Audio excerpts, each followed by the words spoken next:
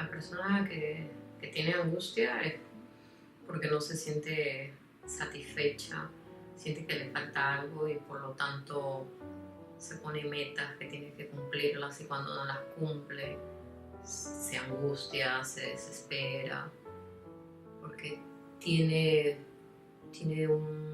una idea de cómo debe ser su vida, qué es lo que debe haber logrado, lo que debe hacer, y cuando no lo logra es donde siente mucha angustia, siente mucha frustración, porque siente que no lo está cumpliendo, ¿no? Y lo hace, pero esa angustia continúa, porque es como tratar de llenar un vacío, algo que no sabe qué, y por lo tanto sigue en esa búsqueda desesperada de ponerse metas, de llegar a la meta, y siempre es una angustia porque siente que no llega, que no lo cumple. ¿Por qué la angustia la meta? ¿Es que realmente no es realista, nunca va a llegar? No necesariamente, sino que las metas se las ponen un poco de acuerdo a lo que creen que deberían ser sus vidas, o cómo deberían llevar sus vidas, o cómo deberían estar ellas, ¿no?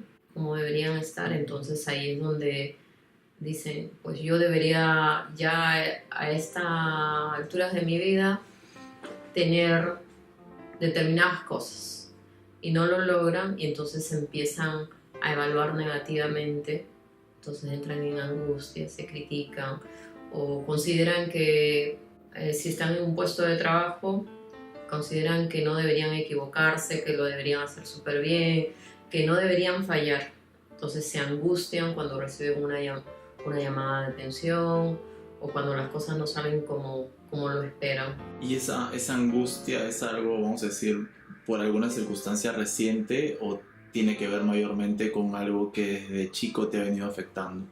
La angustia se da porque la persona se impone una forma de actuar, de vivir su vida, y cuando no lo logra, porque se ha impuesto, debe ser así su vida, debe haber logrado tales cosas, entonces no lo logra, empieza la crítica, ¿no? Y la angustia es porque muchas veces han tenido padres muy autoritarios que le han impuesto que no deben fallar, que deben hacer las cosas bien, ¿no?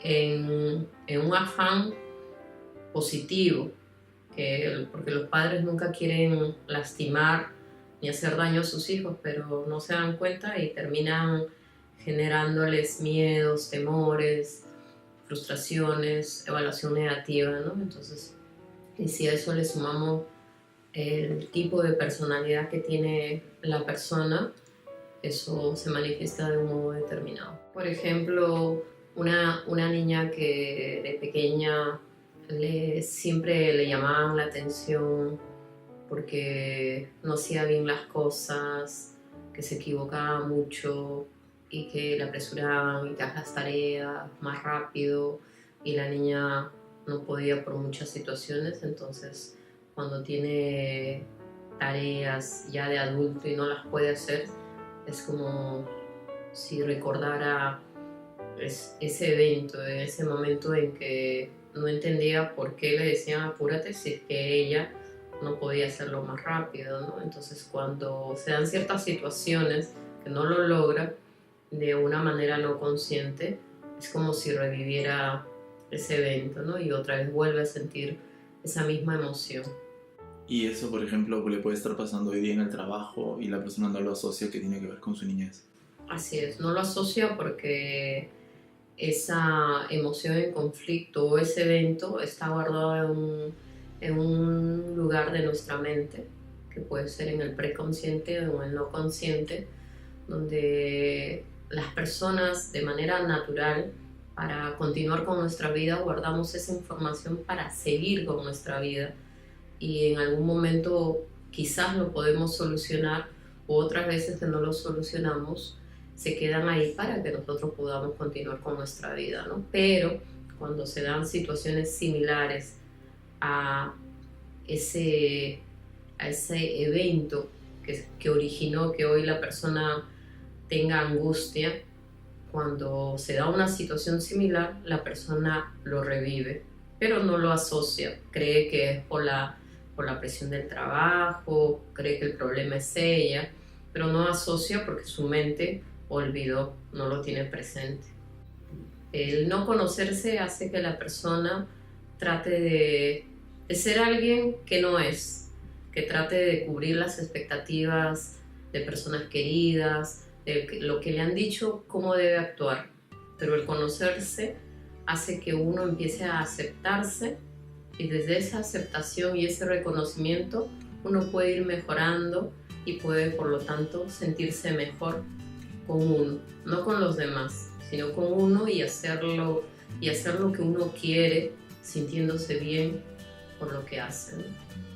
Como bonito, Ana, muchas gracias. ¿Y por qué ignoto de qué? Porque hay muchas personas que han pasado muchos años tratando de solucionar cosas que no han podido a lo largo de su vida.